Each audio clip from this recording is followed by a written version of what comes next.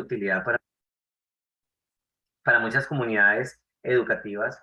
Y hoy quiero compartir con ustedes algo de ese conocimiento que desde esa época he venido construyendo a partir de la dirección de proyectos, a partir de los ejercicios de investigación, a partir de los ejercicios de reflexión, a partir de grupos de estudio con los que hemos también podido colaborar, a partir de distintas iniciativas que he tenido también y conociendo en distintos escenarios escolares, pues los temas de salud mental que obviamente nos tienen que poner a todos a pensar en qué es lo que estamos viviendo para que hoy nuestros niños y adolescentes estén enfrentando este tipo de situaciones tan complejas. Bien, ¿qué es lo que voy a trabajar? Pues una presentación muy sencilla, entonces yo la he preparado acá, me voy a permitir en este momento compartir la pantalla, y aquí está mi presentación. El objetivo es que en esta horita, más o menos que tenemos, podamos conversar sobre algunos elementos que yo he traído acá para ponerlos en el escenario. Y ustedes si tienen inquietudes o preguntas, pues por supuesto las hagan al final de esta presentación y así con esto contribuir con los propósitos de este encuentro que nuevamente agradezco la invitación. Bien, eh, en este ejercicio que quiero compartir con ustedes, voy a centrarme en lo que hemos titulado como 5 aspectos que son determinantes a la hora de abordar el fenómeno suicida en niños, niñas y adolescentes. Yo simplemente con esta charla lo único que quiero es convocar a mis queridos colegas, a toda la gente que tiene contacto con infancia y juventud, los educadores, los padres de familia y hasta, y por qué no decirlo, los gobiernos que a partir de la generación de sus políticas públicas impactan de manera directa la realidad y la cotidianidad de los niños y los jóvenes. Y que sirviera esta charla como una reflexión, simplemente, como un insumo para revisar de qué manera nosotros estamos abordando nuestra cotidianidad con los niños, de qué manera nosotros podemos asumir un papel mucho más activo con miras a construir un mundo, se supone que debe ser mucho más humano, un mundo que debe ser mucho más inteligente, un mundo que debe ser mucho más vivible, un mundo que debe ser, como lo veíamos ahora en la charla anterior, pues más grato y más feliz en últimas, porque pues se supone que para eso estamos en esta vida, no simplemente para pasarla muy bien, pero sí para vivir bien. Y que si en algún momento tenemos que enfrentar situaciones difíciles, complicadas, derrotas, frustraciones, desencantos, y tenemos que caer, pues que tengamos la fortaleza para volvernos a levantar y para seguir adelante, para sufrir con incluso un significado de ese sufrimiento y encontrarle un valor a ese sufrimiento y crecer a partir de ahí.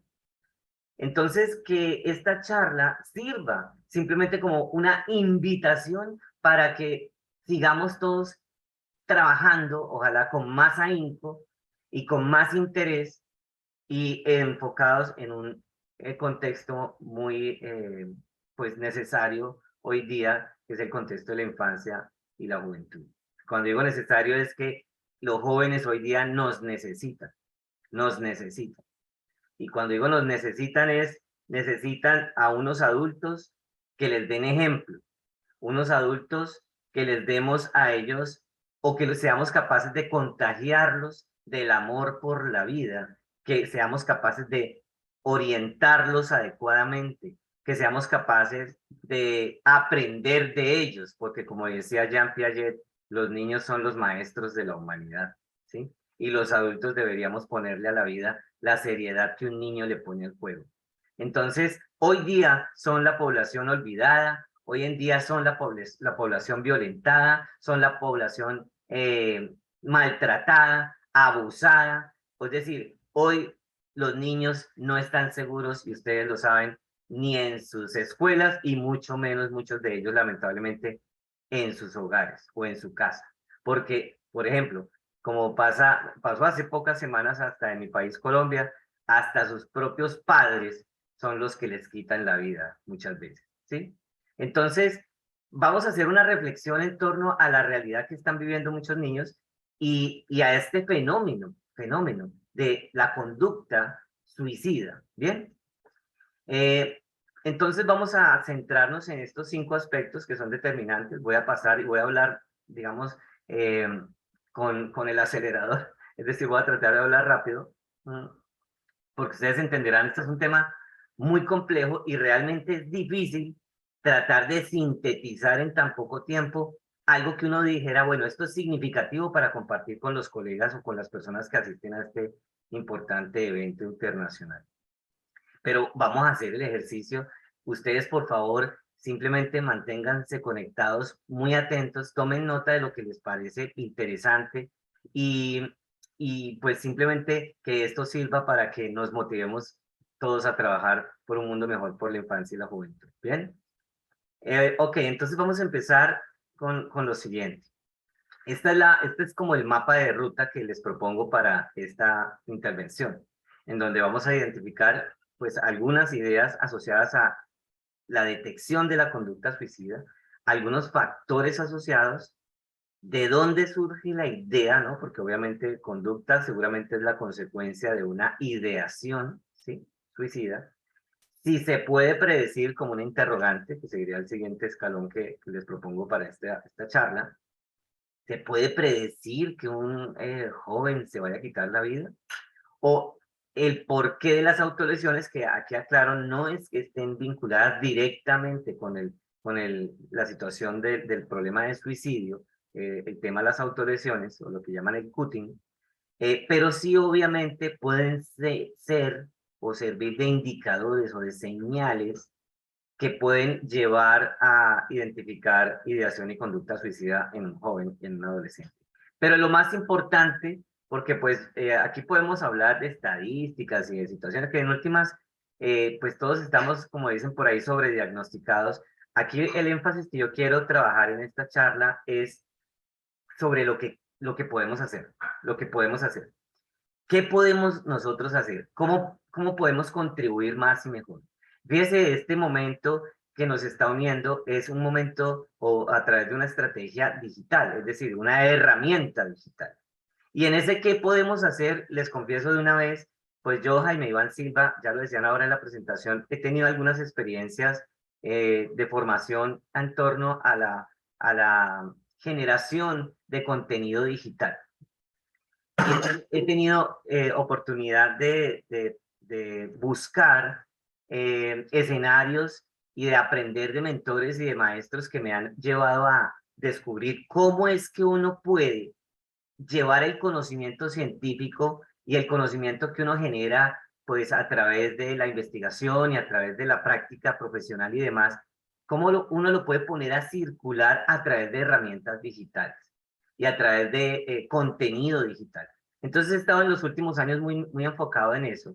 Incluso hemos logrado ya crear y consolidar con unos colegas, principalmente de Colombia, pero pues también hay de otros países, una red de profesionales que compartimos un mismo propósito y eso es lo que yo les voy a invitar al final como a simplemente contemplar, para que esto no se quede simplemente en que vino un expositor, planteó su idea se cumplió la agenda y listo, sino que este espacio, este escenario, cómo pudieran servir como incluso una oportunidad, perdón por los ruidos que escuchan de fondo, pero es que mi hija acaba de llegar del colegio y le dije, mamita, su merced va a estar calladita, pero ya saben. Entonces, pero bueno, entonces, ¿qué podemos hacer? Eso es lo más importante. ¿Qué queda después de esta charla? ¿Qué queda después de esta experiencia? Y cómo nosotros podemos, a partir de ello, crear nuevas opciones, incluso de conectarnos, de hacer networking, de apoyarnos, de promover e impulsar nuestras profesiones, nuestra causa, nuestros propósitos, porque eso es lo que necesita hoy día el mundo, que los profesionales que tenemos algo por aportar, pues multipliquemos nuestra capacidad de intervención y nuestra capacidad de expansión en la medida en que hemos logrado a su vez conectarnos con otros que, digamos, son comunes a nuestra causa y tienen nuestros mismos propósitos. Bien. Ok, entonces vamos a empezar con la primera partecita que yo les propongo acá, que tiene que ver con la detección de la conducta suicida. Y frente a esto, pues tengo que decir que obviamente, pues como les decía ahora, no podemos por tiempo y demás ahondar demasiado, pero voy a tratar de identificar algunos elementos simplemente muy generales como para darnos una idea de cómo podemos identificar o detectar cierto comportamiento suicida en los niños y adolescentes a partir de tres escenarios fundamentales que ya los voy a mencionar. Bien. Lo primero es que, pues obviamente hay dos contextos que hemos trabajado mucho, que es el contexto familia, pero principalmente el contexto escuela. Yo aquí quiero aclarar algo. Nosotros cuando decimos y de conducta suicida en niños y adolescentes, yo les voy a confesar algo, uno piensa que muchos chicos se quieren quitar la vida porque les está yendo mal en su casa, porque su papá no los quiere, porque su mamá no los quiere, o porque son maltratados. Bueno, hay en mil posibilidades. Sin embargo, lo que, por ejemplo, en las experiencias que he podido tener, hemos descubierto es que ellos están más orientados, aquellos que tienen más tendencia a conducta suicida, están más orientadas a causas o a situaciones o a elementos que tienen que ver con en el contexto escolar, ¿sí? Y este es un dato interesante, o sea, que nos debería llamar la atención. Es decir, muchas situaciones que generan ideación y conducta suicida, curiosamente, están asociadas a situaciones que se viven en la escuela. Por ejemplo, la violencia escolar o lo que llaman el bullying, ¿cierto? Por ejemplo. Es decir, hay más incidencia de factores que tienen que ver con la dinámica escolar que podrían estar llevando a situaciones de ideación y conducta suicida en los jóvenes que aquellas vinculadas al hogar. Sin embargo, obviamente, hay factores familiares que también pueden influir muchísimo, factores sociales, culturales, y hoy en día incluso toda esta tendencia de las redes sociales, que ya pues nos invitaban a reflexionar sobre estos aspectos, de Internet, de la industria del entretenimiento, la misma música, todo este fenómeno político y cultural, incluso que uno muchas veces queda como pensando quién está detrás de toda esta nueva ideología que se intenta imponer en muchos jóvenes, con la excusa de que pues todos somos iguales. Y bueno, hay una cantidad de elementos y son temas muy sensibles, donde aquí lo importante no es si estamos o no de acuerdo, sino qué es lo que se está generando en una realidad y mirar objetivamente temas de salud mental, cómo se está afectando la salud mental de los niños y los jóvenes, incluso a partir de, de escenarios que uno creería que son absolutamente inofensivos, como escenarios que son, en otros tiempos eran típicos para orientar darle a los chicos de pronto algún momento de esparcimiento. No sé, me acuerdo ahorita de Plaza Sésamo, por ejemplo. Entonces uno cuando era un muchachito, uno veía Plaza Sésamo y eso era pues pura ingenuidad, canciones, hoy vamos a ver la letra A y el número uno, y pues eso era.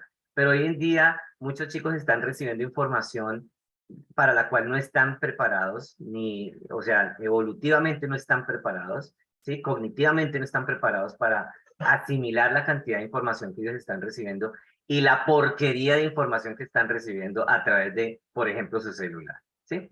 En fin, entonces vamos a ir despacio, pero tratando de decantar esto tan complejo de esta realidad que están enfrentando muchos chicos, pero la idea fuerza que quiero compartir hoy es que mucho de esa detección y prevención se puede hacer en el escenario escolar. Y es lo que como psicólogo educativo he venido trabajando en los últimos años. Bueno, ser indiferentes ante el fenómeno del suicidio, pues obviamente la invitación es que eso jamás, ¿cierto? Que no seamos indiferentes, porque pues se habla y desde el 2020, pues todo lo que nos han hablado de la pandemia, ¿no? Pues todo eso se volvió pues el pan de cada día. Pero pues el fenómeno suicida, eso cobra más vidas y que el COVID-19 y pues de eso casi no se habla, y de eso casi no, eso hay mucho tabú, y hay mucha reserva, y mucha gente que quiere esconder la realidad, o que simplemente es indiferente. Algunas estadísticas que son muy conocidas, ustedes las habrán visto, es que gracias al suicidio tenemos una muerte cada 40 segundos, que el suicidio es la segunda causa de muerte entre las personas de 15 a 29 años, que cerca de 800.000 o más personas se suicidan cada año, que el 79% de los suicidios se producen en países de ingresos bajos y medios, y que todos debemos estudiar el problema y promover la vida. ¿Bien? La mitad de la destrucción que hay en el mundo, dicen por ahí, es autodestrucción. ¿Cómo podemos detectar? Bueno, pues es que eso es un tema muy amplio y complejo, como ya decía, pero básicamente lo puedo resolver o sintetizar más bien en tres factores. Habrá unos factores que son predisponentes, ¿sí? Que están asociados, por ejemplo, con antecedentes familiares o cierto tipo de experiencias que están por fuera, ¿sí? Del control de la persona. Es decir, son cosas que nosotros no podemos en últimas controlar.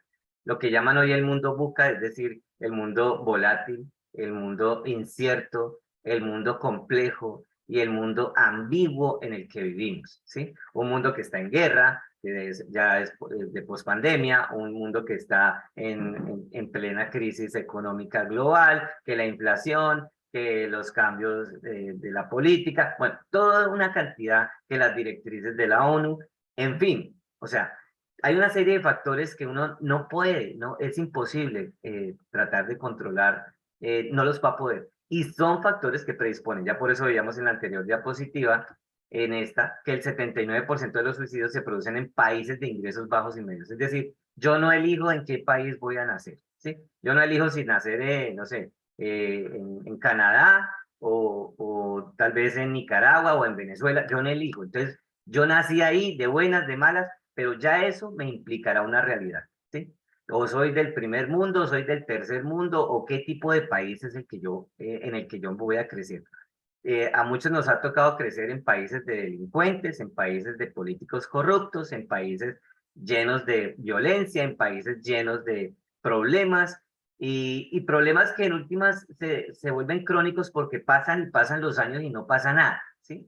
Es decir, antes al contrario, se agudizan esos problemas, se vuelven mucho más crónicos y cada gobierno tal vez viene con sus nuevas ideas y sus nuevas promesas, pero la realidad es que la gente sigue aguantando hambre, la gente sigue empobrecida, la gente sigue sin educación, la gente sigue y sigue, y los problemas se perpetúan y se agudizan, ¿sí?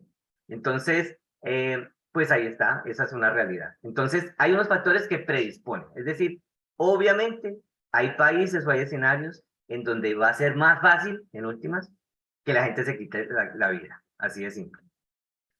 Hay otros factores que son, los vamos a llamar contribuyentes, es decir, son esos factores que aumentan el escenario de riesgo, ¿sí? Que han creado los anteriores, los factores predisponentes. Y son factores que sí se pueden controlar por la persona. Aquí es donde, pues nosotros los que creemos en la educación, los que creemos en que a partir de lo que podamos hacer, podemos entonces a su vez alimentar la habilidad o la capacidad de las personas, en este caso de los jóvenes, por ejemplo, para afrontar la vida, por ejemplo, para proyectar la vida, por ejemplo, para sortear situaciones difíciles, por ejemplo, para superar problemas, etcétera, ¿cierto? Que se vuelvan más resilientes, que aprendan a manejar sus emociones, que controlen más y mejor el estrés, que no desarrollen impulsividad, que desarrollen lo que llamamos un contenido de vida, lo que yo llamo el tercer ambiente significativo, un contenido temático vital,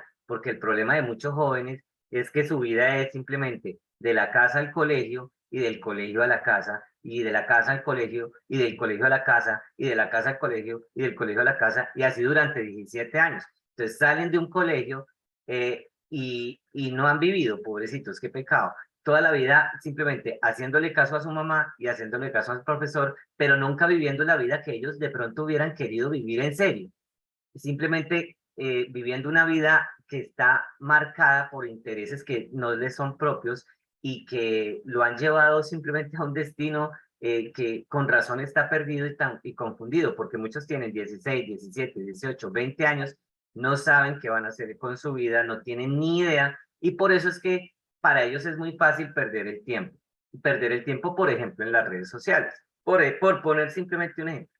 Entonces yo he trabajado con jóvenes muchos años y yo me doy cuenta que aquellos que, por ejemplo, su vida tiene algo más que simplemente mi dinámica de la casa y mi dinámica del colegio, sino que, por ejemplo, son jóvenes deportistas, son jóvenes artistas, son jóvenes que están desarrollando un talento y que se enamoran de ese talento, son jóvenes que seguramente van a profundizar mucho más en lo que llamamos eso del sentido de la vida, o que se apasionan más por vivir, ¿sí? Es decir, un jovencito que tenga algo de lo cual se ha enamorado, una vocación, pues seguramente va a estar mucho más fuerte que aquellos que no. Entonces, es en estos factores contribuyentes en donde nosotros, la gente del común, podemos influir bastante, ¿sí? Porque ya sé que es muy difícil manejar aspectos macro, ¿sí? Y muchas veces uno es víctima de ellos, pero sí es posible empezar a cambiar con ciertas prácticas culturales nuestra cotidianidad y nuestra realidad, ¿cierto? Y ahí es donde entran en gran parte el trabajo con padres de familia, con maestros, bueno, uno mismo, ¿no? Y están los factores precipitantes, que son como la gota que rebosa la copa, que se convierten en la razón última por la que la conducta suicida se genera, pero no necesariamente son esa causa, ¿sí? Entonces, no sé, por ejemplo, el chico que se quita la vida porque finalmente le fue mal en su examen de matemáticas y pues entonces pensó que era un fracaso y se suicidó. Pero no fue ese examen de matemáticas, fue eso lo que rebosó la copa, y tal vez su historia está asociada a un papá que tal vez le exigía de forma incluso violenta buenas calificaciones, que lo había amenazado de que no fuera a volver con malas notas a su casa, etcétera, etcétera. O que estaría de pronto muy temeroso por el bullying que le iban a generar sus compañeros porque le iban a decir que era el más tonto de toda la clase, en fin. Entonces, sí hay unos factores que son precipitantes. Entonces, en conclusión, son estos tres predisponentes, ¿cierto? Contribuyentes y precipitantes los que nos ayudarían a detectar eh, ciertas señales, obviamente, de ideación y conducta suicida. Y mire, dentro de esa línea de trabajo, uno que puede empezar a identificar, por ejemplo, que obviamente muchos, y lo vamos a ver más adelante, muchos de los aspectos que van a generar en los jóvenes vulnerabilidad al suicidio, pues tiene que ver con eso que llamamos la fragilidad afectiva, ¿sí? Fragilidad afectiva. Entonces, ¿por qué se vuelve uno débil afectivo? Como uno, si fuera un raquítico en términos de su manejo emocional o su fortaleza emocional. Pues mucho de eso tiene que ver, y vamos a hablar ahora un poco de lo que es la crianza, la familia, el hogar, ¿sí? Dicen que hogar viene de hoguera, que significa calor, o sea, el calor de hogar, pero pues pareciera que en los tiempos del calentamiento de lo global, pues lo único caliente es eso, el planeta, porque las personas somos cada vez más frías, más calculadoras, más distantes. Esto del distanciamiento social, pues eso ya lo veníamos practicando desde antes de la pandemia. Entonces eso de abrazos, de cuentas conmigo, de verdad compartir con las personas, eso no. Y con esto de los teléfonos inteligentes, pues nos han dado nos han promovido una nueva realidad, y es que la gente pues cada vez es menos inteligente, ¿no? Entonces, dice Facundo Manes, un gran neurólogo argentino, que el principal recurso de un país es el cerebro de su gente, pero entre más compartimos con los artefactos, pues menos humanos nos vamos volviendo, o mejor dicho, no nos vamos contagiando de humanidad, porque recuerden ustedes que nacemos humanos, pero eso no basta, tenemos también que llegar a ser humanos. O sea que yo todos los días tengo la tarea de convertirme en un ser humano tal vez mejor o más evolucionado que ayer. Y así ir como en un incremento de mi capacidad de ser humano, porque ser humano es una cosa hermosísima. ¿Sí?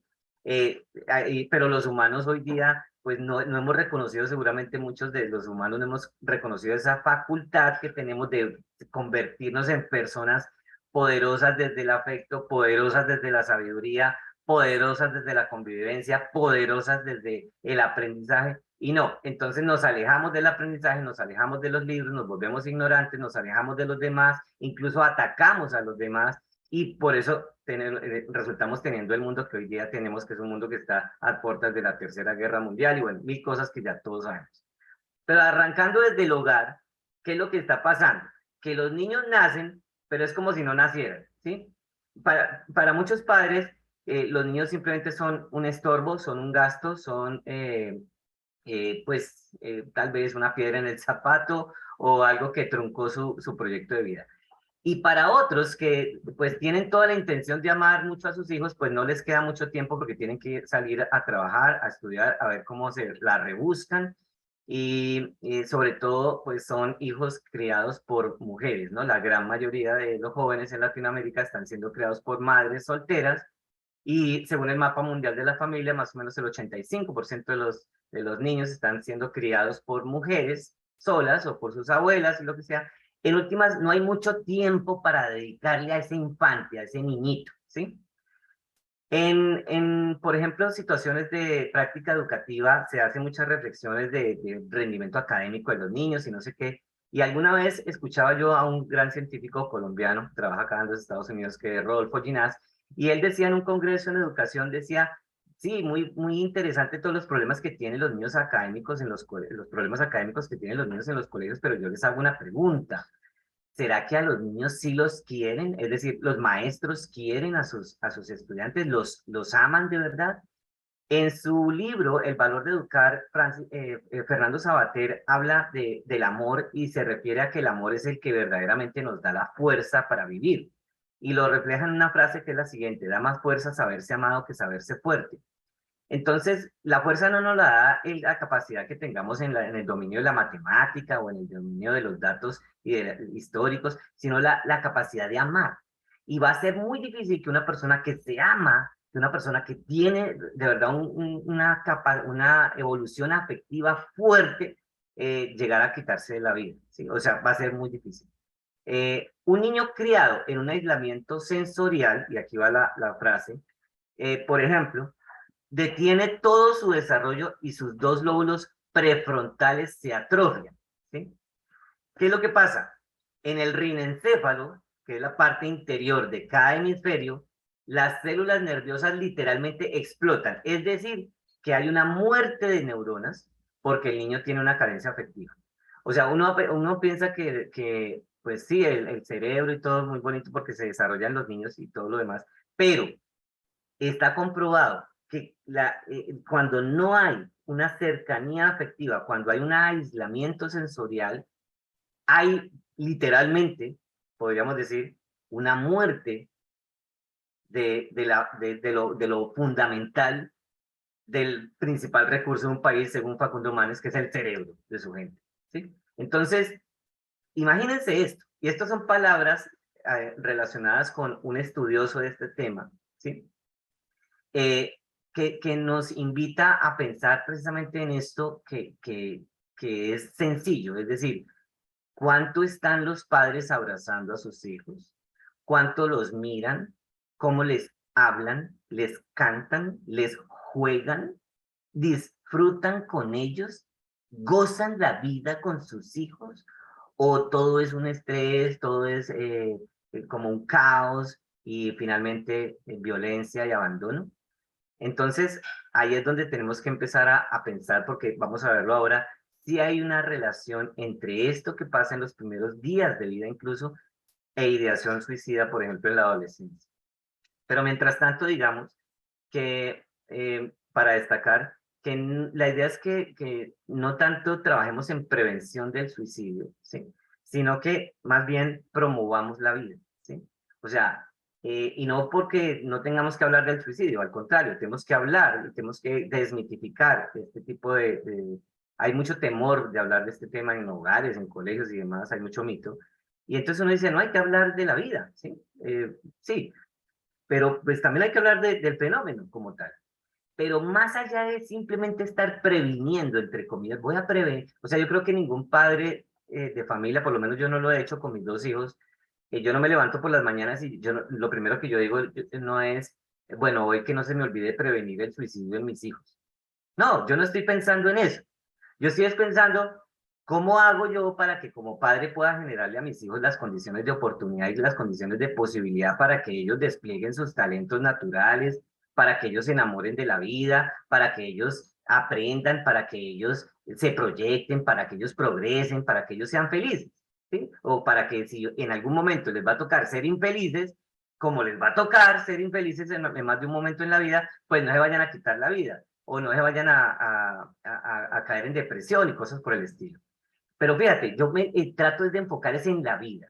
En el proyecto que nosotros trabajamos en la Secretaría de Educación de Bogotá, del cual yo fui el director, y de ahí salió una cantidad de documentos, como les decía al inicio, guía, orientadores y demás como estrategia, se trabajó este enfoque, el enfoque en función de la vida. Es decir, eh, decía Nietzsche decía una frase muy interesante y es que los humanos son ese único animal que toca alentarlo para vivir, ¿sí? O sea, como diciendo, ay, papito, levántese, vaya, viva, viva, viva, ¿sí? Fíjese, una mosca, una cucaracha, por más mosca y cucaracha que sea, ellos están enamorados de ser lo que son y ellos quieren vivir, ¿sí? Quieren vivir, aman su vida. Se supone que la vida es eso, ¿no? Como querer más vida. Entonces, ¿qué será lo que nos está pasando a nosotros? Que muchos están cayendo en esto que llamaríamos no querer vivir. Son preguntas. Bien. En esas preguntas y esas reflexiones he tenido oportunidad, y yo ahí aparezco como hacia el lado derecho de la pantalla. Por ejemplo, este es un conversatorio que tuvimos por ahí en Bogotá, Colombia, y decíamos, pues, en el diálogo de saberes que reflexionábamos y demás, pues había muchas ideas, y decíamos, bueno, pues, la idea es tener niños felices. Bueno, niños felices. ¿Cómo tener niños felices? Sería como la pregunta, ¿no? Eh, bueno, yo no sé si exista alguna respuesta o qué, pero pienso que nosotros naturalmente sí somos o venimos programados pues para eso, para vivir, ¿sí? Y creo que en la medida en que tratemos de trabajar desde una pedagogía más de libertad, de autogestión, de, de no tanta competencia, de un modelo pedagógico menos enfocado en los resultados y más respetuoso, por ejemplo, de los procesos, de las diferencias individuales, eh, donde nos quitemos de encima tanta exigencia social, cultural, de que cómo es que voy a ser el número uno, el triunfador, el exitoso, el que nunca fracasa, etcétera, etcétera, y pudiéramos fluir más con la vida, ahí yo pienso que podríamos tener eso, entre comillas, niños felices. Es decir, cómo pudiéramos quitarnos de encima tanta presión social y tanta presión cultural en torno a una dinámica que supuestamente nos va a hacer más competitivos y por ende más felices. Yo estoy, por ejemplo, en uno de los países que se supone que es más competitivo y más poderoso en el mundo, pero pues ustedes saben que los problemas de salud mental acá en Estados Unidos con los jóvenes pues son bien significativos, ¿sí? Eh, entonces está el consumo de drogas, está la violencia escolar, están las masacres escolares, ¿sí? Entonces, por ejemplo, entonces no necesariamente el hecho de que entonces yo soy más poderoso económicamente me va a traer más felicidad. Obviamente que ya eso está descubierto que eso no es tan así, por supuesto que no. Esto tampoco quiere decir que la pobreza traiga felicidad, pues tampoco. El ser humano no es tan simple, ¿no? No somos tan básicos de que si soy pobre entonces soy infeliz y soy rico entonces ahora sí soy feliz. No tiene nada que ver con eso. Obviamente ayuda, todo el desarrollo económico y demás ayudará a muchas cosas de la vida, pero el bienestar emocional, la salud mental y en últimas la felicidad pues no depende simplemente de si sabemos matemáticas o si soy el número uno en el colegio o si soy multimillonario. Pues obviamente no es tan simple. Bien. Aquí, bueno, simplemente como para ponerlo acá, traerlo a colación, algunos de los trabajos que tuvimos oportunidad en ese proyecto de desarrollar fue una estrategia de abordaje, fíjense, del fenómeno del suicidio en los colegios de Bogotá con perspectiva de sentido de la vida. Trabajamos en lo que llamaríamos la atención, o sea, la ruta de atención de la conducta suicida, manejo emocional, promoción de la vida, bueno, distintos trabajos que he podido dirigir o desarrollar en torno a este fenómeno del suicidio en infancia y juventud, que simplemente me parece que todos deberíamos como unirnos también en función de investigar más. Por eso estamos hablando de nuevas tendencias en investigación en psicología. Deberíamos investigar más sobre estos temas, sobre la felicidad, sobre el bienestar de los niños, sobre nuevos modelos educativos, sobre nuevas prácticas culturales con ellos desde el hogar, en fin. Pues simplemente como para traerlo a colación de algunos trabajos que he hecho. Bien. Si seguimos adelante en esta presentación y miramos algo de los factores asociados que hemos identificado en nuestros estudios, pues identificamos estos. Es decir, que los chicos que presentan o algún tipo de problemática alrededor del suicidio, podemos ayudarles a partir de la identificación de estos factores. Por ejemplo, redes de apoyo, presencia o ausencia, empezando por la familia y la escuela, como decíamos ahora. Por ejemplo, sentimientos de desesperanza, depresión y obviamente la misma ideación suicida. Eh, por ejemplo, lo relacionado específicamente con el bienestar y el malestar emocional. Otro factor que hemos trabajado fuertemente tiene que ver con estrategias de evitación y también estrategias de afrontamiento, ¿sí? Que las dos terminan siendo relevantes muchas veces a la hora de afrontar las dinámicas de la vida. Otro tema fundamental que nos hemos dado cuenta que es relevante tiene que ver con la satisfacción en las distintas áreas de la vida, ¿sí? Eh, por ejemplo, el área afectiva, ¿sí? El área sexual, o por ejemplo, incluso la parte económica o vocacional, familiar, espiritual, en fin, o de identidad cultural. No sé si sabían, por ejemplo, que los niños indígenas se suicidan más que los niños no indígenas, ¿sí? En fin. Los pensamientos positivos y negativos en relación con la vida. Aquí se trabaja mucho en términos de creencias y la identificación a través de la verbalización que hacen de esas creencias. La estructuración de un plan de vida. Yo les decía a ustedes que hay variables que no podemos controlar. Por ejemplo, eso que llamamos el mundo volátil, incierto, complejo y ambiguo. Es muy difícil para un joven hoy en día pensar en un proyecto de vida en este mundo tan caótico en el que está viviendo, ¿sí? O sea, ustedes pónganse ahí en su lugar. Tal vez aquí estamos la gran mayoría, ya somos adultos, ya hemos pasado un camino en la vida y tal vez el hecho de estar uno en este mundo y tener, no sé, 10, 12, 15, 18 años, con el mundo como está, incluida la experiencia que tuvimos hace poco con la pandemia, pues créanme que no es fácil plantearse un proyecto de vida. O sea, por eso muchos dicen, por eso hablamos de la desesperanza acá en el botoncito este verde, porque muchos dicen, pero es que ¿qué? No hay nada para hacer, eso, este mundo ya no tiene ni futuro.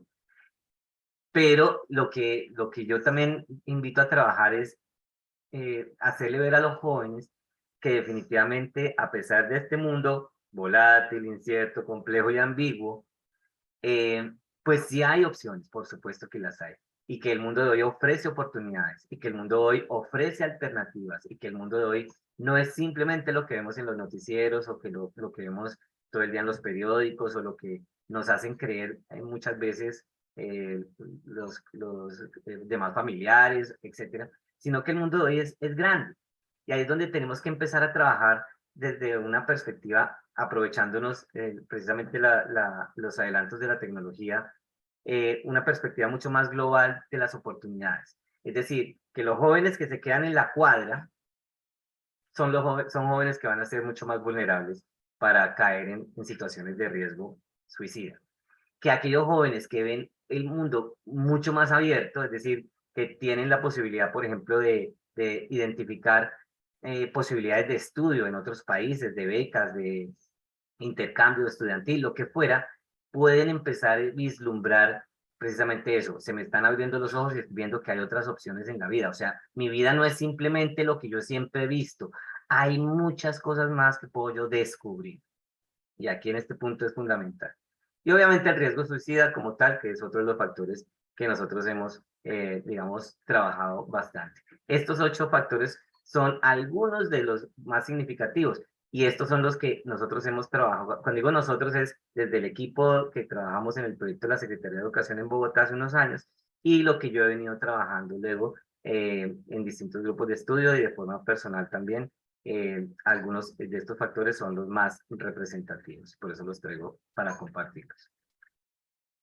De acuerdo con toda esta experiencia, hemos podido descubrir, por ejemplo, que sí existe un vínculo entre un empobrecimiento perinatal, por ejemplo, y riesgo suicida, ¿sí? Eso no quiere decir, bueno, aquí yo digo, ¿existe relación entre tu experiencia sensorial del primer mes de vida y la ideación suicida a los 17 años? La respuesta es que, aunque no es una correlación o una relación causa-efecto, sí algunos estudios muestran que la falta de experiencia sensorial en ese primer mes de vida puede estar asociada a ideación suicida a los 17 años. Lo que pasa es que cuando uno nace, uno llega a este mundo, pues uno nace obviamente a través de la mamá, la mujer que lo trajo al mundo, digamos. Y esa mamá pues es todo el universo para uno. Es decir, es ella la que me está dando la bienvenida a este mundo, ¿cierto? Y, y cuando eso tal vez no está dado, no se da en ese momento, realmente empieza uno con las carencias, ¿no? Que después obviamente son aquello que le va a hacer falta, la fortaleza afectiva. Sin embargo, no puede decir que una dificultad sobrevenida en torno al nacimiento será luego causa de suicidio.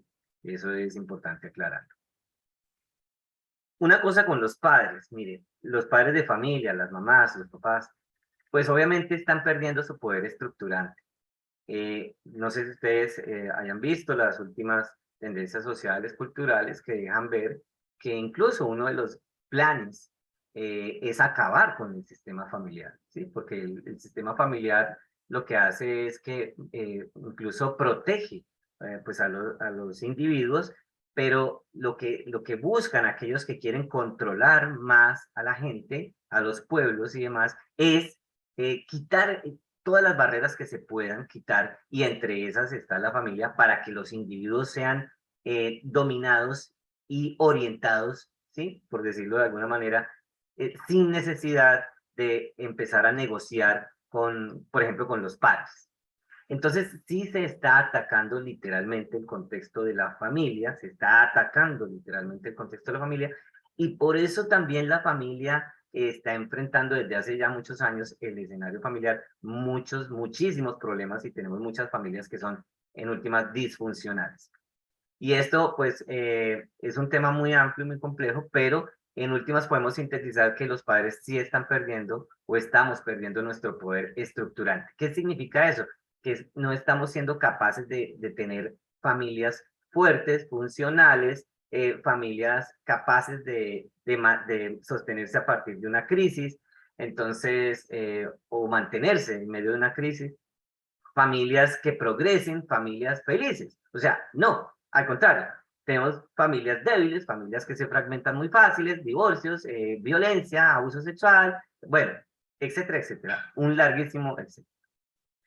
Entonces, ¿qué es lo que pasa con muchos niños que están viviendo ciertas experiencias en ese entorno también familiar? Porque así como mencionábamos algo de la escuela, pues ahora mencionemos algo de la familia.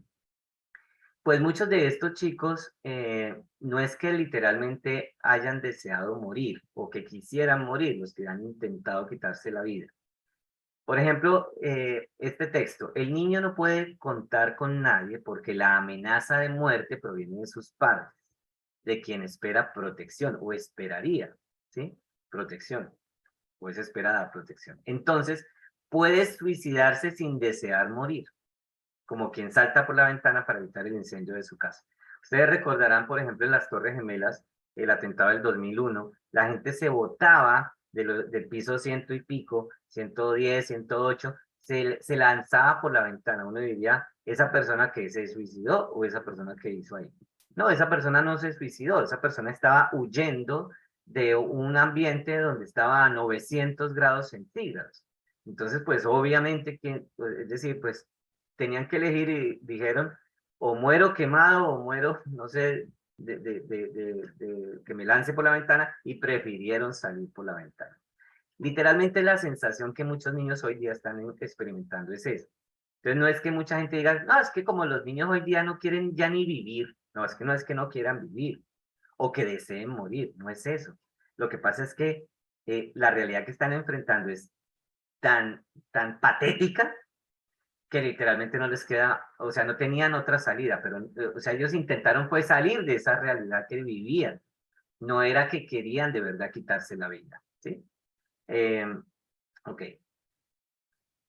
Hay otro concepto que es importante acá señalarlo, que es el concepto de la negligencia afectiva, ¿sí? Yo también diría, hay mucha gente mediocre hasta para el amor, ¿sí? Es cada vez más frecuente debido a la modificación de las estructuras familiares que ya decíamos y ciertas condiciones, digamos, de la vida moderna, ¿sí?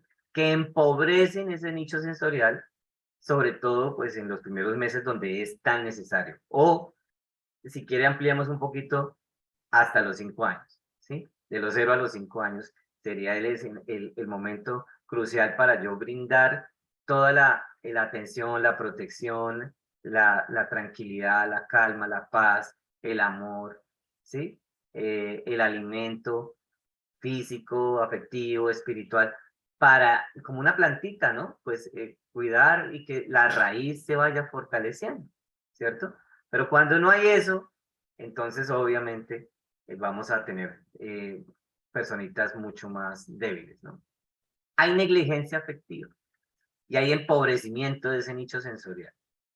Entonces, el comportamiento psicosocial luego de un adolescente, por lo tanto, estará relacionado con el tipo de vínculo que se ha adquirido precozmente. ¿Cómo es ese vínculo que ha habido con los padres? Qué bueno sería que hoy en día los padres estuvieran interesados en aprender. Qué bueno sería que ellos se leyeran un libro, que fueran a una conferencia, no simplemente las escuelas de padres que les dan en los colegios. Qué bueno que los padres se interesaran por su propia formación. En fin.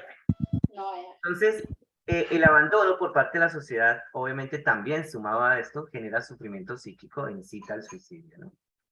Eh, Siguiendo, preguntémonos de dónde surge la idea. Bueno, pues cuando uno crece, por ejemplo, con un papá que va a matar a la mamá, ¿sí? Durante una discusión violenta, ¿sí? O cuando uno es miembro de la familia, eh, un miembro de la familia es hospitalizado por tentativa de suicidio, o cuando se sufre la muerte de alguien cercano, o se murmura que ha atentado contra su vida, o cuando la guerra o la precariedad social obligan a pensar en la muerte cada día, ¿sí?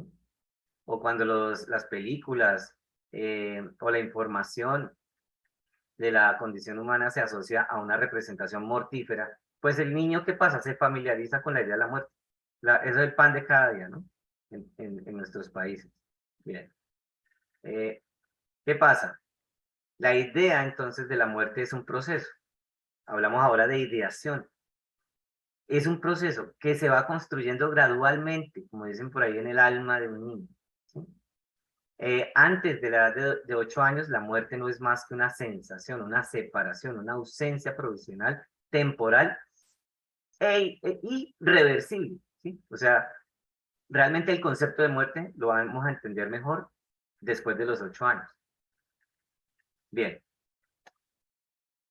Entonces, un niño que asiste, por ejemplo, al asesinato de uno de sus padres o que teme que su padre mate a su madre, conserva en su memoria el hecho de que una violencia moral puede ser una solución posible a los problemas de la existencia, ¿sí? Entonces, obviamente, como hemos dicho, ¿no? Violencia traerá más violencia. La amenaza de muerte que un niño percibe a su alrededor desempeña un papel decisivo en la representación que se hace de sí mismo, ¿sí? Entonces los niños y niñas que aprendieron a vivir dentro de una restricción afectiva y social, que esa es otra palabra que señalo ahí, otra frase que señalo ahí como clave, cuando eran pequeños, se siguen sintiendo solos en la adolescencia, incluso cuando están rodeados de gente, ¿no? Que es lo que hoy día mucha gente experimenta, ¿no? Más gente, pero más soledad. La potencialidad del suicidio, entonces, en la adolescencia está fuertemente correlacionada con ¿qué? Con el estilo afectivo que provoca dificultades relacionales. No se pueden relacionar. Ahora, preguntémonos, ¿se puede predecir el suicidio? Bueno, pues, miren, aquí yo pongo la fotografía de un edificio muy alto en Bogotá, son como 48 pisos, donde un adolescente, eh, no hace muchos años en Bogotá se quitó la vida, se subió hasta el último piso y se lanzó. Y ese adolescente 3 horas antes estaba jugando, bueno, en la mañana más bien, de ese día, él se quitó la vida como en la tarde, eh, estaba jugando fútbol con sus amigos en el colegio y estaba muy contento y finalmente grabó un video en WhatsApp, se despidió de todo el mundo y se lanzó. Entonces, frente a la pregunta, ¿se puede predecir? Los padres de este chico decían, pero, y los compañeros y los profesores, nunca nos imaginamos que se fuera a suicidar. Entonces uno se hace la pregunta, ¿se puede predecir el suicidio en los jóvenes? Bueno, pues mire, la angustia de un niño es a menudo difícil de percibir, ¿sí? Porque vive en un tiempo inmediato, es decir, puede ser tremendamente desgraciado a las 10 de la mañana e intensamente feliz a las 10:15, porque alguien le habla amablemente. Entonces la predicción no resulta fácil cuando el tiempo corre tan deprisa. En últimas, no podemos decir, sí, se puede predecir. No, no, no. Hay que tener mucho cuidado con esto. A veces el que menos señales está dando fue el que primero se quitó la vida, ¿sí? O sea, obviamente, si uno ve a un niño aislado, un niño como medio triste, un niño medio deprimido, un niño que se está autolesionando, pues uno ahí entra en alerta, ¿sí? Pero no es tan sencillo de que entonces todos los que se van a suicidar pasan por ese tipo de señales. No es así. Eh, ok. Por ejemplo, se podría describir el proceso, que este es un proceso, ¿no? Que a partir de la idea suicida conduce al acto, o es decir, a la conducta en estos términos. Por ejemplo, comillas, me siento mal y no sé por qué. No encuentro solución. La idea de morir, como un relámpago, me ofrece una posible salida, como decíamos ahora, de salir por la ventana, ¿cierto? Con cada dificultad, esa idea me vuelve a aparecer cada vez más fácilmente. Me siento tan mal que ya solo pienso en eso. Preveo, planifico el gesto que me aliviará de la existencia y bastaría con poca cosa, por eso señalábamos la gota que rebosa la copa, ¿sí? Poca cosa para que decidiera matarlo. O sea, a lo que vamos es que es un proceso, ¿sí? Y todo empieza con me siento mal, me siento mal. Fíjate.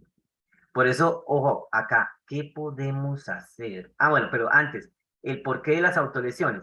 Porque este me siento mal tiene que ver con esto de las autolesiones. Entonces, aquí unas palabras antes de decir qué podemos hacer. Mira, cuando el único objeto, ya estamos hablando de que los niños hoy día están creciendo muy aislados, o sea, negligencia afectiva, etcétera. Cuando el único objeto exterior a sí mismo es su propio cuerpo, ¿qué es lo que pasa? Se experimenta toda información como una alerta emocional, ¿sí? ¿Y qué es lo que pasa? Cuando yo veo todo eso como que el mundo está en contra mía, todo es como, yo me vuelvo como una persona que está a la defensiva todo el tiempo. Entonces, ¿cómo yo respondo? Una agresión se responde autoagrediéndose. ¿Por qué? Porque lo único externo a mí es mi propio cuerpo. Es decir, los niños que se autolesionan es porque seguramente se están sintiendo ignorados, aislados, olvidados, abandonados, eh, incomprendidos, lo que quieras. ¿Y por qué se autolesionan? Porque necesitan sentir algo. ¿Qué pasa en el ser humano que ha sido aislado afectivamente? Como dice por aquí esta fotografía, novela de amor. Había una vez, pero ya no. Mire, no pasa nada. No pasa nada en una persona que ha sido aislada afectivamente. Y que cuando yo tengo eso, que es nada, yo prefiero algo. Y ese algo es el dolor. Porque ante el dolor y la nada, voy a preferir el dolor. Entonces, muchos niños están ahí. Y mucha gente en general, no solamente los niños, los jóvenes, mucha gente prefiere el dolor. ¿Sí? Eh, y eso es interesante porque necesitan sentir, están pidiendo a gritos, necesito sentir la vida. Y en esta sociedad que es muy bonita, cuando dice que no, que somos la sociedad del conocimiento, pues yo muchas veces digo, ¿y por qué no nos volvemos también la sociedad del sentimiento? A los padres le decimos a los hijos, piense, pero casi no le decimos, sienta la vida, siéntala, ¿sí? Como decían ahora, sienta gratitud, sienta felicidad, sienta que tal vez la fortuna de amanecer vivo, sienta tal vez eh, el placer de tomar agua, de poderse alimentar, de compartir con la naturaleza, de tal vez una caminata, esas cosas que son las cosas, como dicen, las cosas pequeñas de la vida, los detalles pequeños de la vida. ¿Cómo yo podré un día decirle a mi hijo, hoy no vas al colegio, pero no porque estés enfermo o porque lo que fuera, sino simplemente porque hoy quiero compartir contigo y yo tampoco voy a ir a trabajar, vamos a romper el esquema hoy y nos vamos a ir a una caminata, si quieres a una montaña, a comernos un helado o a mirar las nubes y hablar de la vida tú y yo, a ver si nos encontramos. Pero como hoy día no hay tiempo y todo el tiempo estamos respondiendo a un mundo que ni sabemos para dónde es que va. ¿Mm? Bien, tenemos la siguiente. Entonces ahora sí, ¿qué podemos hacer? Pues yo he tratado como de mencionar algunas cosas, eh, sobre todo con el tema de la escuela, la familia, la realidad de los jóvenes, en fin. Eh, y frente a este panorama que hoy día todos vivimos, ¿qué podemos hacer? Mire, pues yo creo que felizmente tendencia no significa fatalidad, ¿sí? O sea, por ejemplo, en el caso de un niño que esté con ese proceso ya iniciado, que veíamos ahora de la ideación suicida, en efecto, bastaría con una sola relación estructurante con otro padre, amigo, vecino, psicólogo, cura, lo que sea, un encuentro con un adulto significativo para enderezar el timón y corregir la trayectoria. Por eso en prevención trabajamos mucho con esos actores, esos agentes, por ejemplo, escolares, y donde le decimos incluso a la señora de la cafetería, mire, usted puede ser incluso relevante para salvarle la vida a un niño, por ejemplo, hablando de este tema del suicidio. O sea, no necesariamente es un tema de gente, entre comillas, experta, ¿sí? A ver, lo que pasa es que yo no necesito ir a Harvard y a sacar un postdoctorado para, por ejemplo, escuchar a alguien, para, por ejemplo, mirar a los ojos a alguien, y ese alguien, por ejemplo, un niño, ¿sí? Un niño que tal vez está sufriendo, que se está sintiendo solo, un niño que tal vez ha sido abusado, ha sido violentado, etc. Entonces, es eso, ¿no? Es volverse menos indiferentes, como decíamos antes. Tenemos que impactar positivamente las mentalizaciones autocentradas, y ahí lo resalto, a fin de que éstas sean constructivas, edificantes, liberadoras, salvíficas. Fíjense los adjetivos que utilizo ahí. ¿Cómo podemos construir, edificar, ¿sí? Liberarnos de y salvarnos de, ¿sí? Tanta amenaza que hoy día tenemos? ¿Cómo podemos, digamos, alejar, como yo digo muchas veces, las plagas que pueden amenazar nuestro hogar, nuestras familias, nuestra salud mental?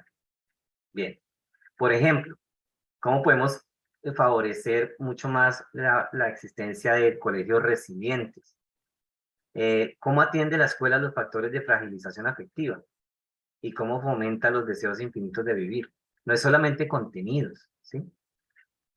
Lo que importa para comprender la adquisición de un factor de vulnerabilidad o por el contrario de un factor de resiliencia es analizar la transacción entre la estructura biológica de un individuo y la estructura psicocultural de su medio, ¿sí? Entonces hay que revisar esas dos condiciones, esos factores sociales, culturales, pero y también esos factores individuales que tienen que ver con la evolución y ese momento biológico que viven nuestros niños. Cuando esta articulación ha quedado impregnada en la memoria biológica del sujeto, es con esta forma de ser como prosigue su camino en la vida. Por eso yo aquí digo, por ejemplo, que no haya tanto hombre sin vergüenza que abandone a sus hijos. O sea, con los hijos hay que jugar, hay que vivir, hay que sacar esos momentos especiales que se vuelvan inolvidables. Bien. La buena educación no solo promueve conceptos, sobre todo anima los deseos de vivir. Es lo que creemos. Que quienes se enrolan en la existencia se suicidan poco, ¿sí? Por eso hay que educar bien a los hijos. Es una forma de devolverle los favores a la vida. Alguien nos tuvo que haber educado y algo tuvo que haber hecho bien con nosotros para que nosotros, incluso hoy día, y a pesar de todos los problemas que hemos tenido que enfrentar, pues no nos hayamos suicidado, ¿sí? Como decía en su proceso de la logoterapia el mismo Víctor Frank, cuando la gente le contaba todos sus problemas, y él le decía, bueno, ¿y tú por qué no te has suicidado?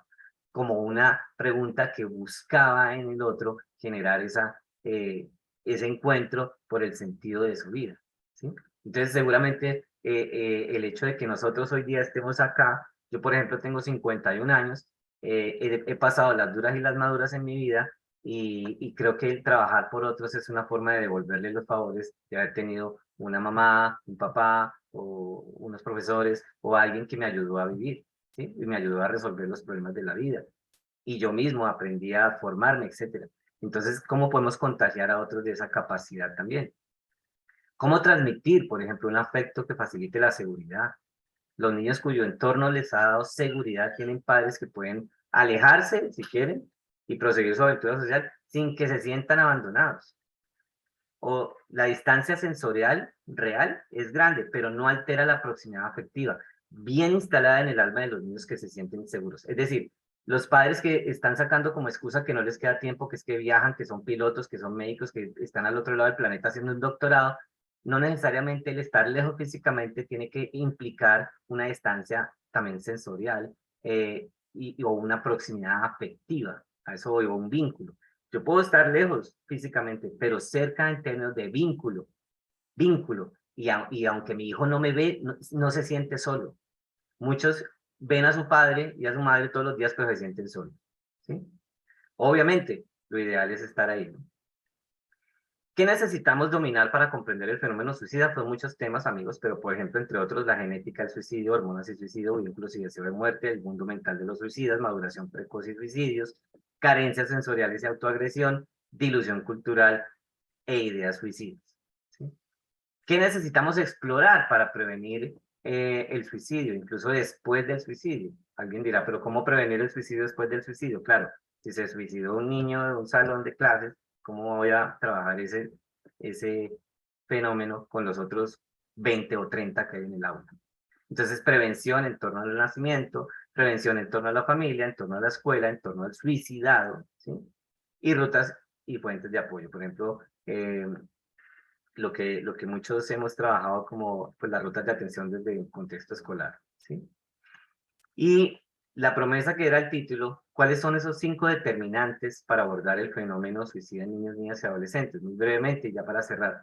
Pues yo creo que para proponerlo a toda la audiencia, pues uno es trabajar en la comprensión del fenómeno suicida, que no es una tarea obviamente muy sencilla. Es un fenómeno muy complejo y que hay que abordarlo desde una lógica interdisciplinaria, multicultural, con distintas lógicas, escuchando y abriendo la mente para comprender tal vez esa realidad o acercarse a una comprensión de esa realidad compleja de lo que es el fenómeno suicida, sobre todo en los niños y adolescentes, que es como el tema que estamos tratando. El segundo es, pues obviamente, reconocer el tema del el problema de las autolesiones, sus causas, sus consecuencias y las estrategias de manejo. Sobre todo haciendo hincapié en lo que mencionábamos en esta charla, de cómo hacer para que haya algo en la vida de ese niño, que sienta algo, para que no tenga que elegir el dolor cuando realmente en su vida no está sintiendo nada, ¿sí? Cuando está siendo aislado, cuando está siendo abandonado, etcétera. Bien. Eh, Hay que trabajar mucho en prevención para controlar esas variables que sí podemos controlar.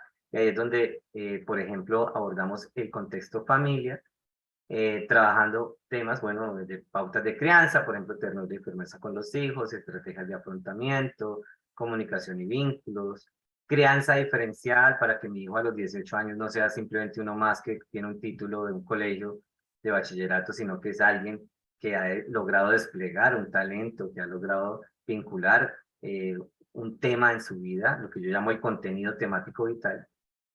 Prospectiva estratégica, es decir, que las familias descubran las oportunidades que el mundo les está ofreciendo hoy a los jóvenes. Y redes de apoyo, es decir, que las familias se vinculen con otros sistemas, con otras instancias y que les permitiera ello, pues, facilitar su proceso educativo. Finalmente, la prevención desde la escuela, abordando los contextos de gestión escolar, desde la dirección y la administración, la gestión pedagógica, obviamente los docentes, y el estilo relacional que va a ser muy importante. Atención, profesores, ustedes son muy relevantes y determinantes muchas veces para los temas de salud mental con los jóvenes.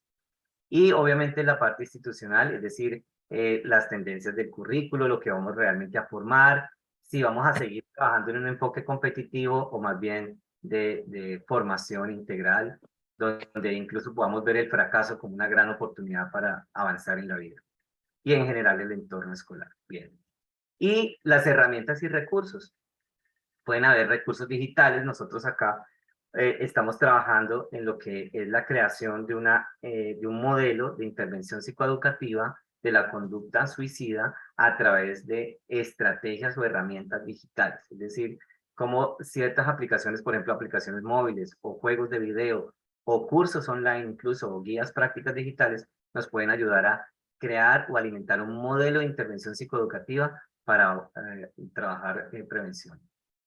Rutas de atención y apoyos que yo llamo aquí apoyos interdisciplinares, interinstitucionales, internacionales, bueno, en fin. Y obviamente pues tratando de abordar todas las áreas de gestión, sobre todo en la escuela, la casa, los rectores, orientadores, psicólogos, toda la comunidad. Finalmente, pues obviamente los padres de familia. Por eso aquí hago una pregunta. ¿Te imaginas el dolor de una familia por perder un hijo a causa del suicidio? Solamente por perder un hijo ya es un dolor impresionante, pero perderlo por causa de suicidio. Entonces también el tema con los padres es un tema muy fuerte cuando tienen que afrontar esta realidad. Mi invitación es a que profundicemos la mirada, amigos míos, y con esto termino. Profundicemos la mirada, tratemos de no ser indiferentes, tratemos de seguir avanzando en el estudio, leamos, investiguemos más, tratemos de crear nuevas oportunidades de acercamiento a esta problemática tan compleja. Y una reflexión final, cada uno de nosotros, pues obviamente tiene el deber, es un deber, ¿no? Moral, de proteger la vida de nuestros niños y de nuestros jóvenes. Espero que estas breves palabras, esta reflexión, y espero haber logrado dilucidar lo mejor que pude este tema tan difícil, pero que sirva para, como les decía al inicio, una reflexión y motivar en todos nosotros esa capacidad de vivir y sobre todo de proteger la vida de nuestros niños, nuestras niñas y nuestros adolescentes. Y a propósito de esto, nosotros vamos a estar creando una plataforma digital especializada en temas de infancia y adolescencia, con profesionales de la salud, de educación y de psicología, y que quieran, digamos, desarrollar productos digitales, que quieran promover su conocimiento, que quieran avanzar con sus competencias profesionales en beneficio específicamente de la infancia y la juventud. Queremos apoyar a esos profesionales que también quieren incursionar en el mundo de lo digital, pero tal vez no saben muy bien cómo hacerlo, cómo crear infoproductos, cómo crear una aplicación móvil, cómo crear un curso online donde lo pueden poner, cómo lo pueden vender, etcétera. Vamos a crear una plataforma digital y la invitación está ahí. Cualquier cosa que yo les pueda servir con muchísimo gusto, también en ese sentido, y para conectarlos con otros profesionales y construir juntos, porque esto es de construir juntos, por eso me encanta este evento, porque es la oportunidad también de encontrarnos, así sea rápido, para conocernos, porque ahí está la fuerza que podamos nosotros construir a nivel colectivo y de cooperación conjunta, ¿no? Entonces ahí está la invitación a que participen también en esta plataforma digital, cualquier cosa. Mi nombre es Jaime Iván Silva y me pueden conseguir en las redes sociales como Jaime Iván Silva, así de simple y así de sencillo. Pasamos entonces, si quieren, a comentarios y preguntas y bueno, estoy atento. Muchísimas gracias, Máster Jaime Iván. Tiene por aquí muchas felicitaciones. Dice Nancy Yasmín Orellana, muy interesante ponencia. Walquiria Castro, me encanta eso de promover la vida. Susan Ocampo, se está grabando. Muchas personas han estado preguntando si se han estado grabando las diferentes exposiciones y la respuesta es sí. Sigan las redes sociales del Colegio de Psicólogos de Honduras, Colegio de Psicólogos de Honduras, Capítulo Norte también, los canales de YouTube, búsquenlos, Facebook, y por ahí posteriormente se estarán retransmitiendo cada una de estas disertaciones. Dice Gina Penagos, Jaime Silva, excelente profesional y excelente persona.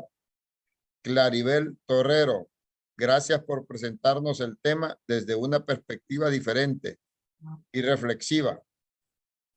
Nos ayuda a ver un enfoque preventivo que promueve relaciones humanas estrechas, relaciones familiares y humanas más estrechas.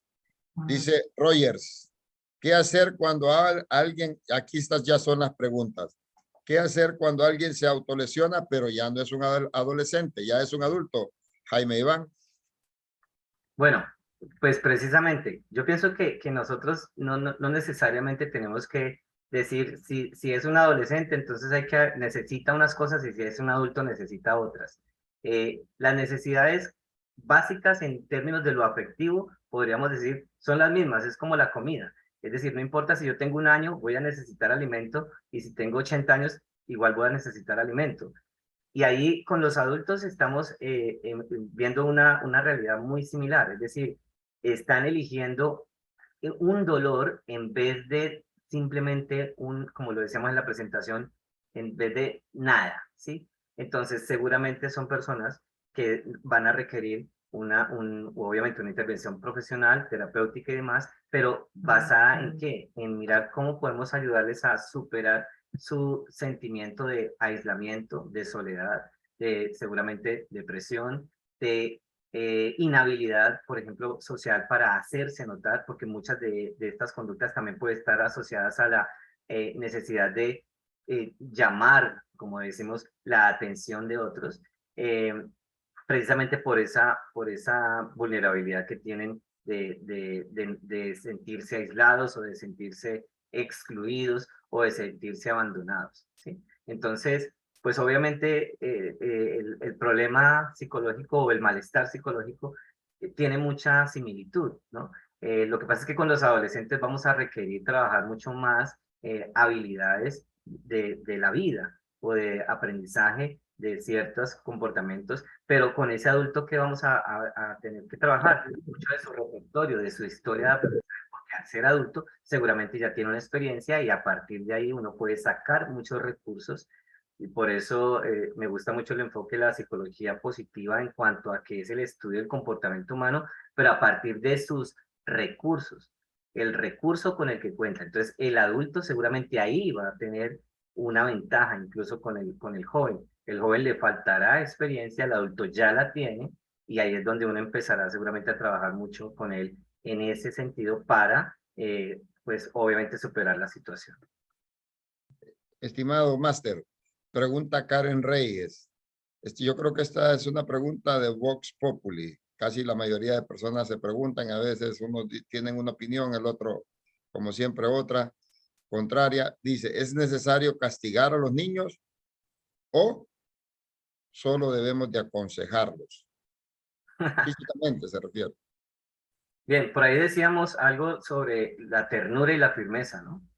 En términos de pautas de crianza, muchos se preguntan si a los niños hoy día se les puede de pronto exigir mucho y si no los vamos a traumatizar. Yo pienso que obviamente los niños necesitan a una persona que los guíe y que esa persona tenga autoridad, esa persona o personas. Entonces, autoridad no necesariamente tiene que ver con que yo tenga que ejercer violencia y manipulación e intimidación. Autoridad implica, obviamente, un buen ejemplo, pero sobre todo un carácter fuerte y un criterio muy bien definido de hacia dónde es que yo quiero dirigir mi casa, mi hogar y mis propios hijos. Y que se identifiquen aspectos como no negociables. Obviamente, yo puedo tener un estilo de crianza democrático, pero hay cosas que no son negociables. Entonces, a los hijos sí hay que exigirles unos mínimos y plantearles unos límites. Y yo pongo acá, por ejemplo, la analogía con que los padres, por ejemplo, somos como los pilotos de un avión. Entonces tú te montas a un avión y a ti te mandan esa a la cabina, pues allá a poner, pues a los pasajeros nos ponen ahí el cinturón de seguridad y a sentarse juicioso y si quiere mire por la ventana y no más, ¿sí? Pero si pasa cualquier cosa en el viaje, es decir, cualquier decisión que se tenga que tomar allá adentro en la cabina del piloto y del copiloto, ninguno de ellos va a salir a negociar con los pasajeros. Venga, que ustedes qué opinan, a ver que nosotros qué botón vamos a obturar, qué ruta tenemos que coger. No, hay cosas que no se negocian y es simplemente una cuestión de allá, los que saben se supone que los que dirigen esa nave.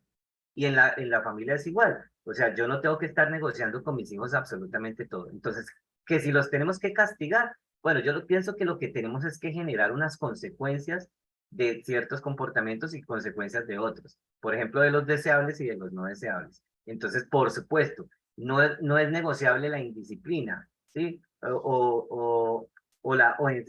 lo vemos como algo positivo, la disciplina no va a ser negociable. En esta casa está prohibida la vagancia, ¿sí?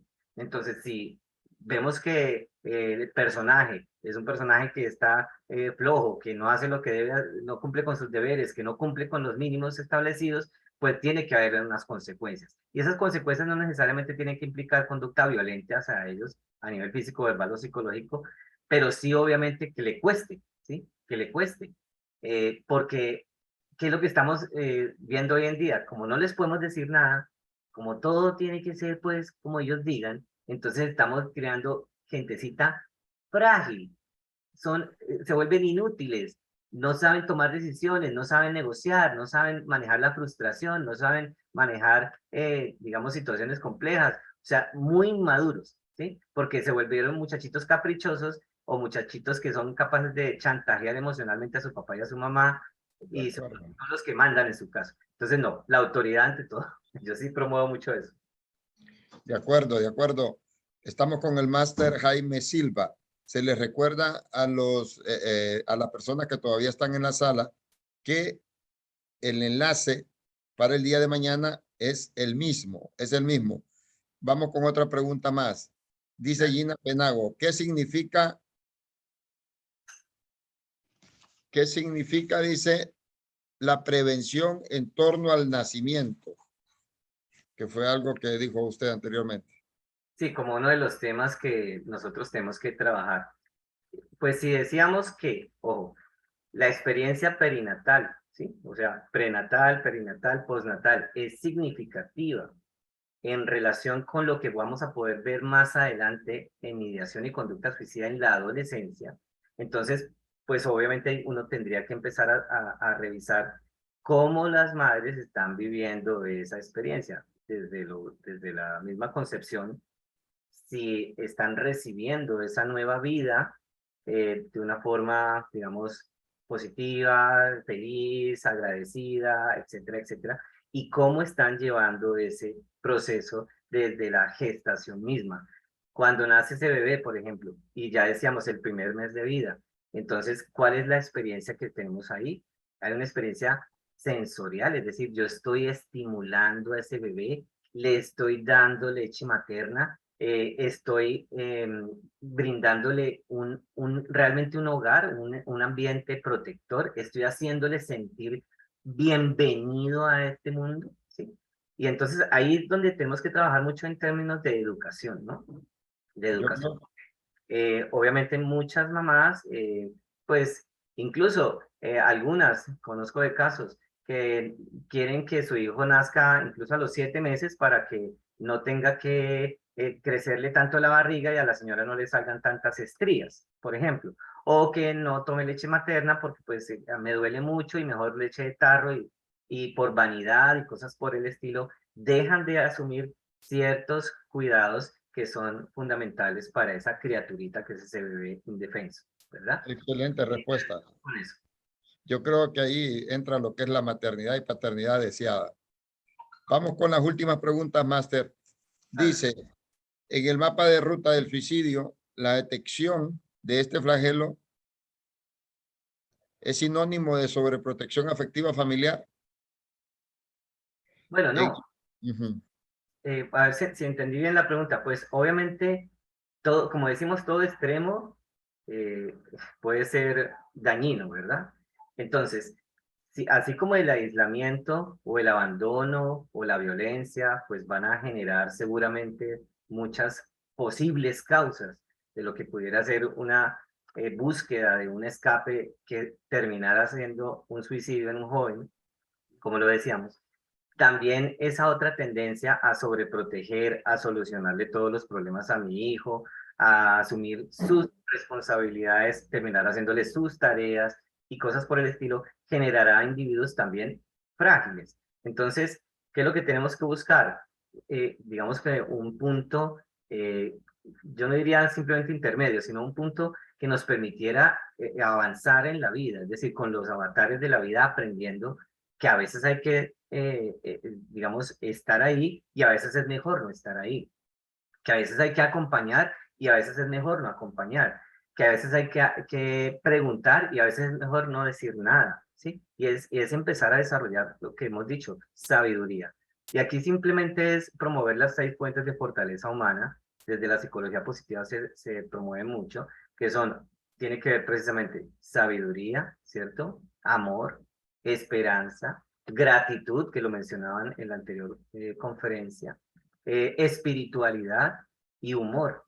Entonces, fíjate, si yo empiezo a impregnar mi cotidianidad de una dinámica de vida, de una filosofía de vida que me permitiera establecer un ambiente, un nicho sensorial, digamos, funcional, adaptativo, que fortalezca a esa persona, pues seguramente vamos a avanzar bien en este proceso que es vivir, ¿no? ¿Qué tan cierto, Máster, es que una persona que repita constantemente, yo creo que aquí entra el poder de los pensamientos, que la vida no vale la pena, tiene mayores posibilidades de cometer un suicidio? ¿Qué tan cierto es esa frase que dice que una persona que repita constantemente que la vida no vale la pena, tiene mayor inclinación a cometer suicidio? Digamos que no siempre podemos decir que todo aquel que diga que la vida no vale la pena tiene mayor posibilidad de suicidarse. Sin embargo, sí es importante atender las señales verbales de las personas. Es decir, no podemos decir eso, perro que ladra no muerde, o eso es pura bulla, o eso es por llamar la atención. Correcto. A veces se puede decir de una forma jocosa o simplemente que uno está cansado y tal vez muchos de nosotros hasta en algún momento lo hayamos podido decir, es que esta vida no vale la pena, quisieras morirme, pero uno no lo está diciendo, digamos, como en ese proceso. Por eso yo les hablaba del proceso, la ideación implica un proceso, o sea, eso es una cosa que no es simplemente espontánea o de una situación o como de un impulso que se me ocurrió decir esto. Si yo ya veo que esto es como de verdad algo elaborado, entonces ya estoy hablando de una ideación. De la ideación paso a la planeación pues obviamente a la ejecución del comportamiento suicida como tal.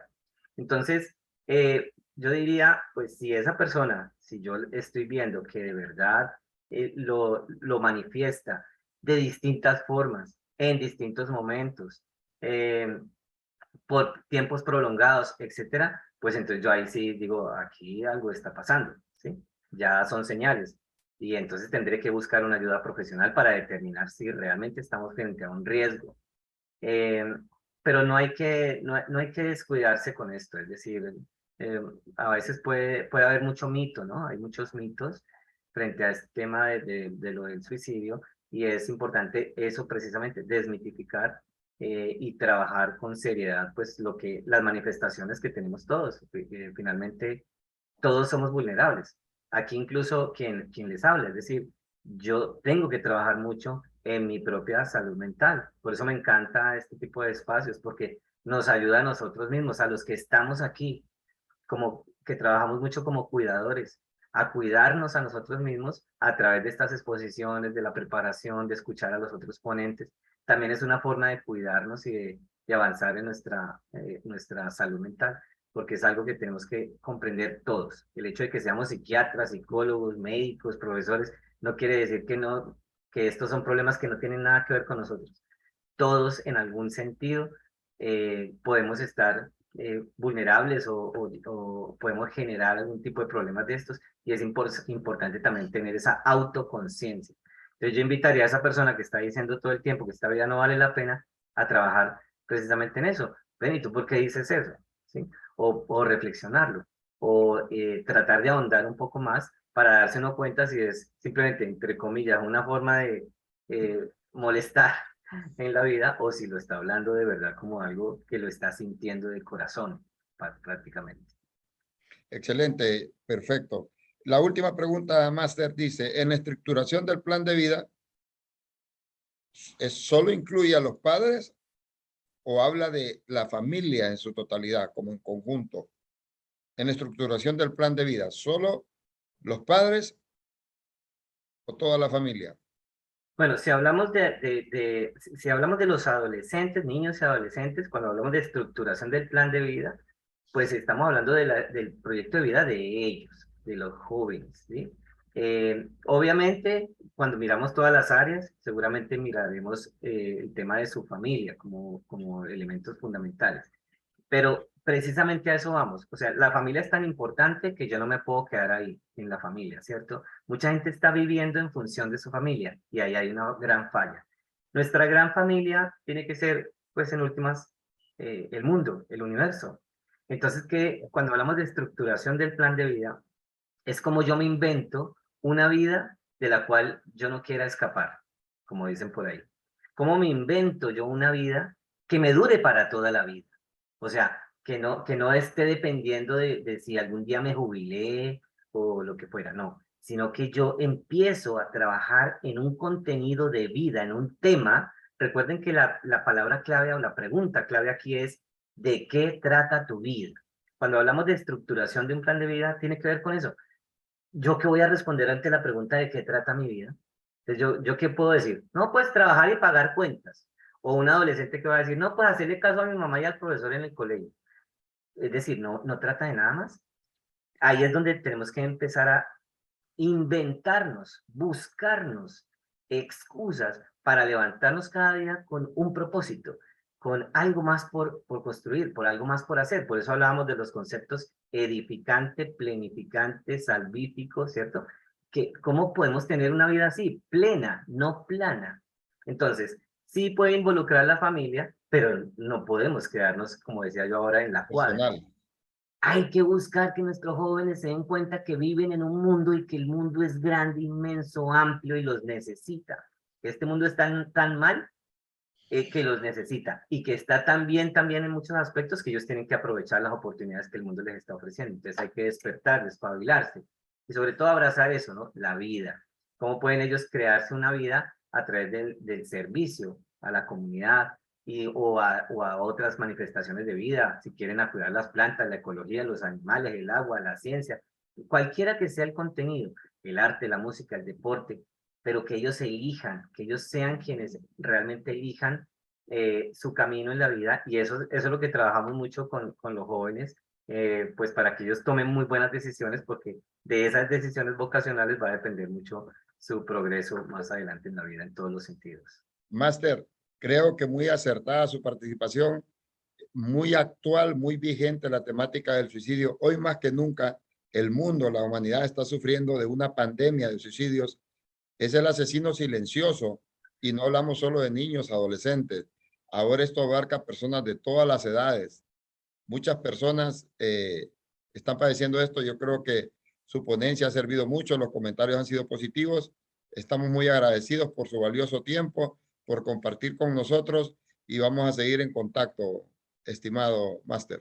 Pues me encanta, muchísimas gracias, felicitaciones por esta iniciativa que han tenido, de verdad que sé que organizar un evento así no es nada fácil, y gracias también a todas las personas que apoyan estas iniciativas, participando, asistiendo, preguntando, porque eso es energía y eso es contribuir con un mundo mejor. De verdad, muchas gracias por la invitación.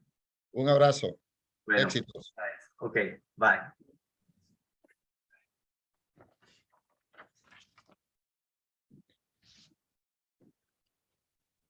Bueno, hemos concluido este día. Felicitamos a todos los asistentes, todos los que se han quedado hasta el cierre de este